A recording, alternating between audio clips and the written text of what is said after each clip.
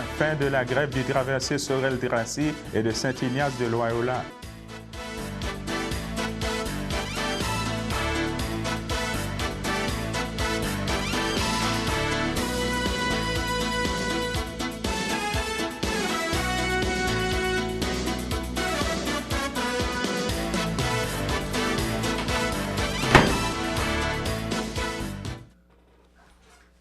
Bonjour à tous, bienvenue dans notre bulletin de nouvelles de CTRB pour aujourd'hui, justement pour vous annoncer qu'aujourd'hui c'est la fin de la grève des mécanos, des 150 mécanos du traversier Sorel-Tracy et de Saint-Ignace de Loyola. En effet, les membres de la section locale 9530 du syndicat des métallos à la Société des traversiers du Québec ont entérimé le nouveau contrat de travail dans une proportion de 80%. Le service de traversier reprendra à compter d'aujourd'hui à 4h30 du côté de Saint-Ignace de Loyola et de Sorel-Tracy et aussi de 5h du côté de Saint-Ignace.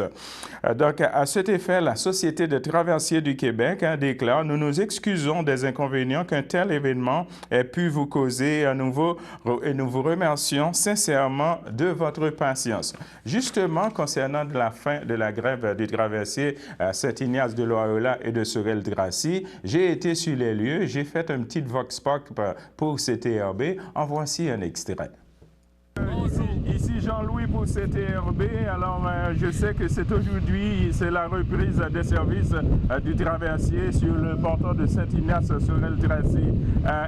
Comment ça vous a affecté justement cette grève-là? Ça m'a affecté avec beaucoup de difficultés. Il a fallu que je roule pendant quasiment 4 heures via Montréal. Ça prenait 2 heures aller-retour pour aller travailler tout simplement à Sorel. Ça a été réellement très désagréable. Mais écoutez, là c'est rendu, ça s'est rétabli, le kit. Alors là, on recommence à neuf, on recommence à nouveau à passer par ici. Ça va être super bien. OK. Dis-moi, c'était 3 semaines, quoi, ça a été cette grève-là? Ça a duré, d'après moi, à l'entour de 3 semaines et demie, effectivement. Dis-moi, comment vous vous êtes arrangé, justement, pour aller travailler à Sorel-Tracy? Bien, regardez, moi, je reste quand même dans la région de la Nodière, près de Repentigny. Alors, il a fallu que je passe par Montréal. La distance parcourue pour travailler à Sorel était d'à peu près à l'entour de 135 km. Aller seulement, donc aller-retour, c'était pareil comme si je montais à Québec. Écoutez, ça prenait 2 heures aller. Après ça, revenir de travail, c'était encore là un autre 2 heures. Donc, c'était 4 heures d'ouvrage. Donc, si je comprends bien, c'est vraiment une satisfaction que les services soient repris aujourd'hui. Effectivement, monsieur, vous avez raison. Je suis très content que ça ait été réglé rapidement et que là, le service recommence à fonctionner. Bon, je pense que les gens vont être super contents aussi. OK. Je vous remercie de CTRB, monsieur. Merci beaucoup. Merci. Oui. Bon, alors, allez-y. On est ici Jean-Louis pour CTRB. J'ai un autre utilisateur du service du traversier de Sorel-Tracy qui est tout à fait content aujourd'hui pour la reprise des services. Bonjour, monsieur. Bonjour. OK. Qu'est-ce que vous avez à dire pour la reprise des services aujourd'hui?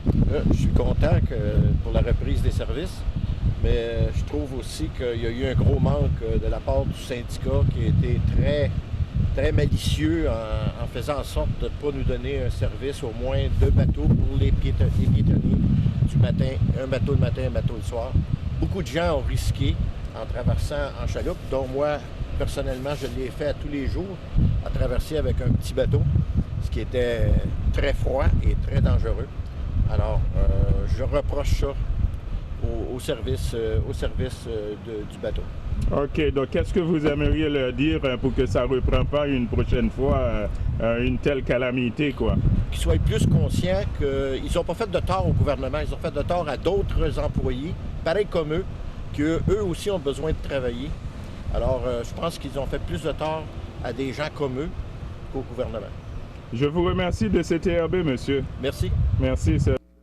Alors, comme vous pouvez le constater, les usagers étaient tout à fait contents après environ 2 ou 3 semaines de grève du traversier Sorel-Tracy. Donc, le Vox Pop, c'était justement pour vous faire voir ça et pour vous rappeler que les services sont repris à partir de ce matin, officiellement à 4 heures pour ce qui est de Sorel-Tracy et à 5 heures pour ce qui est du traversier de Saint-Ignace de Loyola. Justement, en fin de semaine, peut-être que vous ne le savez pas, mais je vais vous le dire, c'était le passage à l'heure normale d'hiver au Québec. Donc, a eu lieu, oui, vraiment en fin de semaine, dans la nuit de samedi à dimanche, du 31 octobre au 1er novembre 2015. Donc, tout le monde devrait reculer l'heure, donc d'une heure de temps. Justement, en fin de semaine, c'était l'Halloween. L'Halloween, justement, il y a eu le défilé des zombies dans le Vieux-Berthier. En voici un extrait.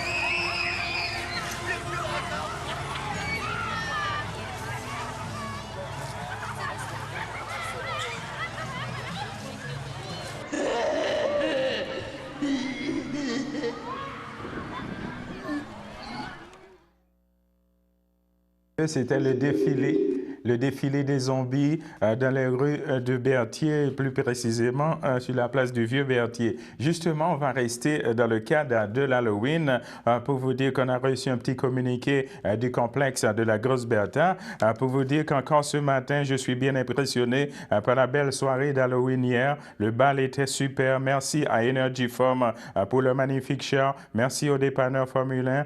Merci à Minimous et les bricoleuses. Merci aux pompiers de Berthier et aussi à la ville qui a donné son aval pour le projet, à Miguel Carpentier et Carl, Elisabeth Gagnon, photographe pour les photos. Merci à Jocelyn, à Tash Tatuk, à Michael, Karine Plante et Alexandre Florella, Michou, et aussi Paul Plante, Véronique, Annick, Sylvie, Louis-Simon, Maryse, Tommy Croisetière, José Dubé, Mélanie Croisetière, les résidences funéraires F-Thériault, notre commanditaire ainsi que IGA, Extra Croisetière, Tim Anton, Steve Piché et son équipe, notre grosse Bertha, Raphaël Saint-Cyr, costumé. Merci de Lauriane et Thierry. Merci au Festival Tout pour la musique de Berthierville pour le prêt d'équipement. Merci à Manon et Alain d'être venus. Un gros merci à Sébastien Rossel, votre célébrant de messe. J'oublie des gens, je suis désolé. Merci à tous les figurants, les participants, les acteurs aussi. Un gros merci également à Dame Nature d'avoir attendu ce matin pour la pluie. À l'an prochain, encore plus spectaculaire. Alors, je vous rappelle, c'était un petit communiqué du complexe de la Grosse Bertha concernant les célébrations d'Halloween en fin de semaine. On va s'arrêter là pour une petite pause. Le samedi matin, dès 9h30, nos téléspectateurs sont invités au Super Bingo télévisé diffusé de nos studios de Berthierville. Un montant de 600 $ est disponible chaque semaine lors de cette joute de bingo télévisé. Un animateur et 3 bénévoles se succèdent à la caméra de CTRB dans le but de vous faire passer une petite heure agréable et payante le samedi matin. On peut se procurer les cartes de jeu chez les dépositaires autorisés participants à Berthierville, le dépanneur Formule 1, rue Gilles Villeneuve, le marché IGA Extra sur la rue Gabriel Brissette, le dépanneur Gauthier Savard au 480 Montcalm, le marché Métro rue Notre-Dame, la pharmacie Brunet rue Frontenac, le garage Pétroté sur la rue Gilles Villeneuve et à Saint-Ignace-de-Loyola, le marché Aldo rang Saint-Michel, le dépanneur Le Magasin Esso sur le chemin de la Traverse. C'est un rendez-vous tous les samedis matins à 9h30 sur les ondes de CTRB, votre télévision régionale et communautaire.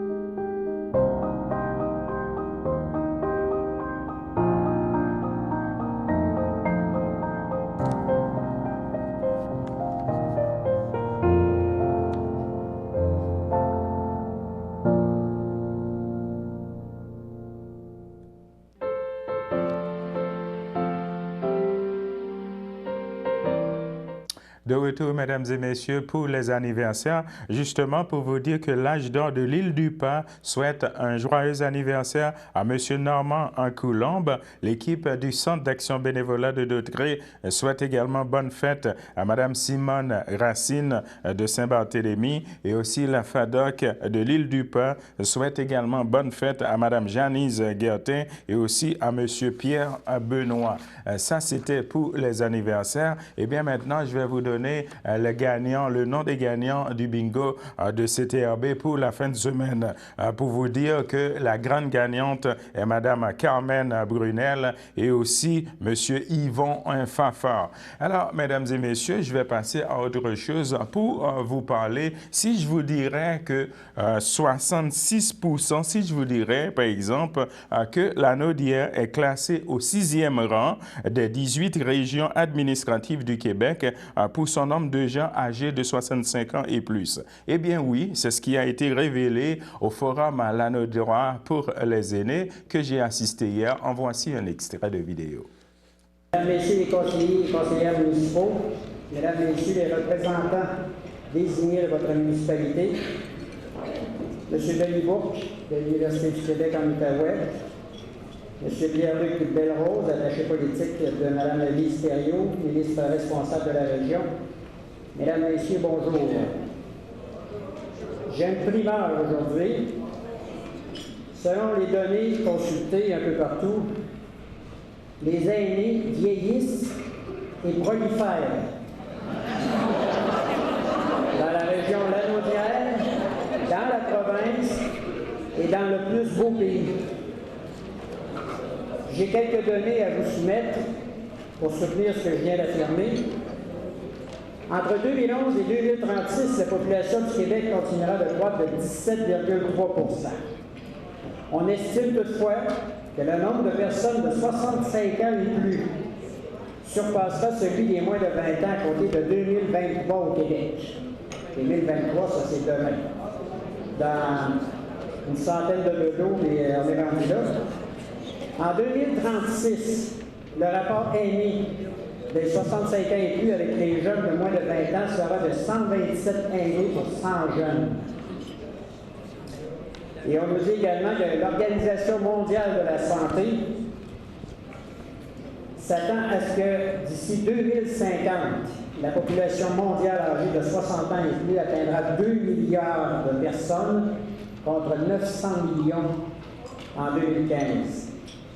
On estime qu'au Québec, en 2016, il y aura 1 459 078 personnes aînées, soit 18,5 % de la population.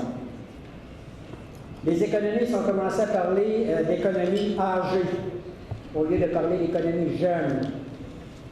Aussi, en 2012, selon l'Institut de la statistique du Québec, la région Lanaudière se classait au 6e rang des 18 régions administratives du Québec pour son nombre d'aînés de 65 ans et plus, avec un total de 71 515 personnes. Si je veux me rapprocher un peu plus du thème de la journée aujourd'hui, il y a plusieurs rapports et études qui démontrent que les personnes âgées de 50 ans et plus offrent un plus grand nombre d'heures de bénévolat. Là, je pense que je vous attends. Malgré leur faible taux de bénévolat, les personnes de 65 ans et plus ont donné davantage d'heures en moyenne que les autres groupes d'âge, et avec une moyenne de 218 heures. Ça, j'ai des doutes par année, en plus, j'ai des doutes. Je pense que les bénévoles... C'est ce que j'entends, plus que ça, et c'est ce que je vis moi aussi, puisque je vois vivre autour de moi. Alors, 218, on reparlera à l'Institut pour mettre ces chiffres à jour.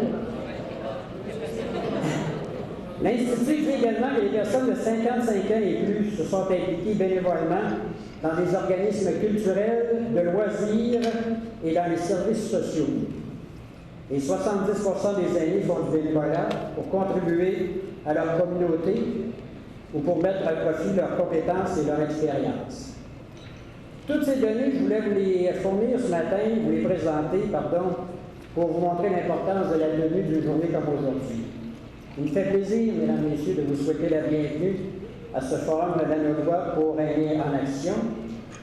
Les membres du comité organisateur, majoritairement composés de jeunes de moins de 50 ans, ont généreusement contribué sur la foi de leur expérience et leur expertise à la préparation de cet événement, et je ne peux que leur en être reconnaissant. Je veux aussi saluer avec respect les conférencières et les conférenciers et qui ont accepté de porter la parole au cours de ce forum. Ces personnes, des professionnels dans leur champ d'action, ont généreusement accepté de partager leurs connaissances sur les différents thèmes à l'ordre du jour. Et je suis persuadé que vous saurez tirer profit des propos qui vous seront livrés dans les heures qui viennent. Il me presse également de vous dire à quel point le comité organisateur, et je me joins à lui, pour vous dire à quel point nous sommes heureux de voir en si grand nombre ici aujourd'hui. Juste un dernier petit point. Si vous n'avez pas le temps ou le goût de livrer verbalement vos opinions, tant sur les propos que vous allez entendre que sur le déroulement de la journée, écrivez-les. Écrivez vos propos et venez me porter votre feuille. Vous n'êtes pas obligé de la signer, soyez sans crainte, je ne corrige pas les fautes.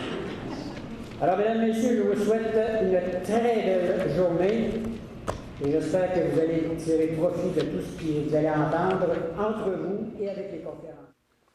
Alors, c'était un extrait du forum Lanaudois des aînés qui a eu lieu la semaine dernière à Saint-Ligory dans la Naudière. Justement, maintenant, je vais vous parler de la programmation de CTRB pour cette semaine, pour vous dire qu'à 7h30 et 12h30, ça va être le babillard. De 12h30 à 13h, le bulletin de nouvelles que vous écoutez présentement avec moi. De 13h à 13h30, capsule verte. De 13h30 à 14h, son de cloche. De 14h à 15h, relais du country. De 15h à 15h30, ça va être rendez-vous de la lecture avec M. Louis-Marie Kimpton. De 15h30 à 16h, ça va être rendez-vous de la lecture. De 16h à 16h30, ça va être SNQ. De 16h30 à 17h, ça va être SNQ. De 17h à 17h30, encore SNQ. De 17h30 à 18h, SNQ. De 18h à 18h30, ça va être une reprise du bulletin de nouvelles. Alors, de 18h30 à 19h, ça va être le rendez-vous de la culture en reprise. De 19h à 19h30, toujours en reprise, rendez-vous de la lecture.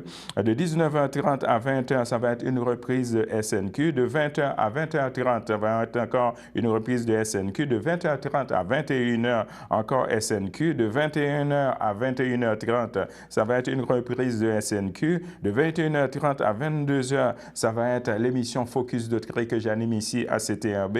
Ça va être sur le sujet le Club Quad des randonneurs. De 22h à 22h30, encore une reprise de l'émission Focus de Tré sur le Club Quad des randonneurs. De 22h30 à 23h, ça va être une reprise de l'émission Son Cloche. De 23h à 23h30, ça va être une reprise du relais du country. De 23h30 à minuit, ça va être relais du country. Et de minuit à minuit 30, pour clore la soirée, ça va être une reprise du bulletin de nouvelles. On va s'arrêter là pour une petite pause.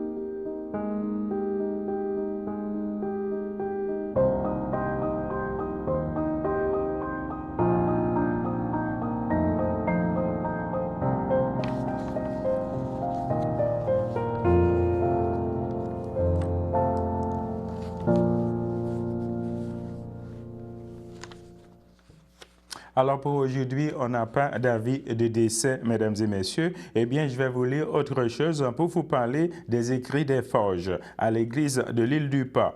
En effet, les responsables de la maison d'édition Les Écrits des Forges vous a invité la population à l'église de l'île du Pas à un lancement de livres. Plus d'une quarantaine de personnes ont assisté à l'événement. Parmi les poètes invités, nous avons notamment reconnu M. Marco Geoffroy, Mme Marie-Hélène Sarrazin et M.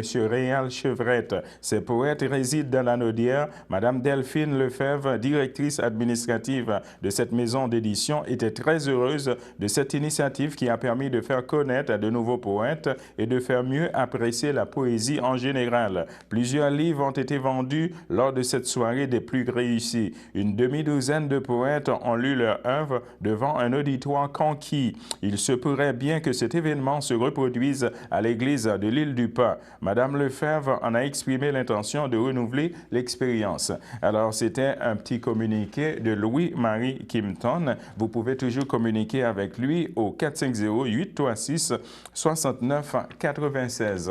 Alors, on va passer à autre chose pour vous dire que oui, le 4 novembre, ça va être l'installation du nouvel évêque de Joliette, M.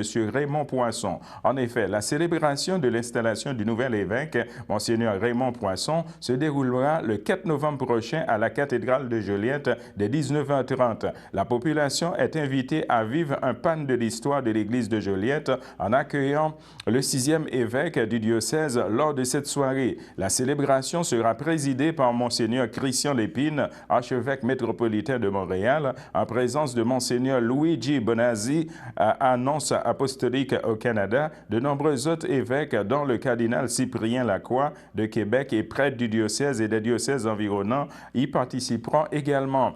Le tout sera suivi d'une Eucharistie présidée par Monseigneur Poisson. Rappelons qu'il succède à Monseigneur Gilles Lucier, qui était évêque de Joliette depuis le 8 septembre 1991.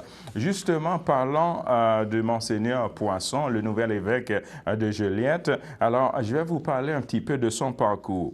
Monseigneur Raymond Poisson est né le 30 avril 1958 à Saint-Jean-Baptiste de Rouville. Au moment de sa nomination comme évêque de Joliette, il était évêque auxiliaire à Saint-Jérôme depuis le 1er mai 2012. Après ses études secondaires au séminaire de la Très Sainte Trinité à Saint-Bruno, Monseigneur Poisson a poursuivi ses études collégiales en administration au collège André Grasset et a complété un baccalauréat en théologie et une maîtrise en art à l'Université de Montréal. Il détient également un doctorat en théologie fondamentale avec spécialité en ecclésiologie de l'Université pontificale grégorienne à Rome. Il a été ordonné prêtre le 9 décembre 1983 au diocèse de Saint-Jean de Longueuil. Il a exercé son ministère presbytéral au nouveau diocèse comme en tant que diocésain à titre de secrétaire particulier de Monseigneur Hubert, membre du conseil presbytéral du bureau des prêtres, de même que l'œuvre des vocations. Finalement, il a été membre du comité d'études de l'Assemblée des évêques catholiques du Québec sur la préservation du patrimoine religieux au Québec et est actuellement membre de la commission épiscopale pour la justice et la paix au sein de la Conférence des évêques catholiques du Canada.